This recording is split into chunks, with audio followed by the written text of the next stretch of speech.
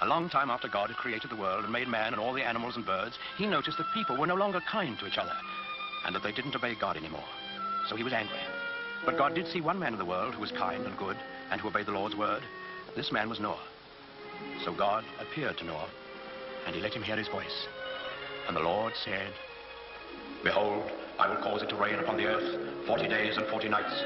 I will bring a flood the earth to destroy all flesh, and everything that is in the earth shall die." But God told Noah to build an ark and to take 2 of every animal in it with him to keep alive during the storm. And when Noah had heard God's voice, he was grateful, and he set to work right away to build the ark. This was a great boat with many, many rooms in it. When Noah finally finished it, he went out into the fields and woods, for he had to talk to all kinds of animals and birds. He talked to the lion and the wild horses.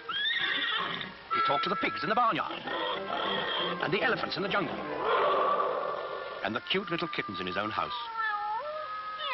Noah talked to all the animals on the face of the earth, even to the doves, cooing in their nests.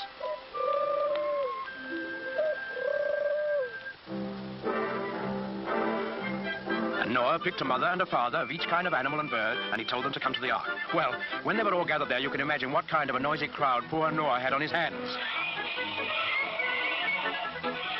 What with lions roaring and pigs squealing and monkeys chattering and hyenas laughing, well, it must have been noisier than a crowd of children on the annual Sunday school excursion. But Noah was wise and gentle, and he understood about animals, so he got them lined up in a long row, 2 by 2, and then he started them up and into the ark through the big door in the side. The bees were the last to go in, because bees have a stinger in their tails, and no animal wanted to get in line behind them.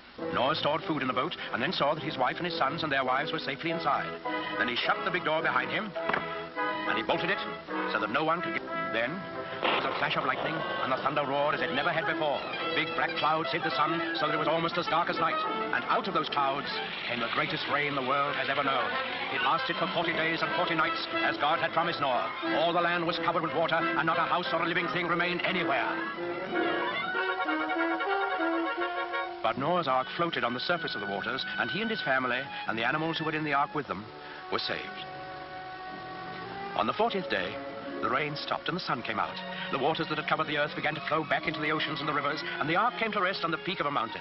But Noah wasn't quite sure that there was enough dry land for all his animals to live on. So he took one of the doves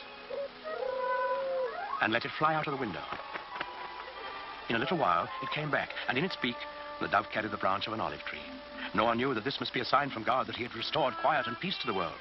So he opened the door of the ark, and he and his family and all the animals came out on the dry land, and they praised God and thanked him.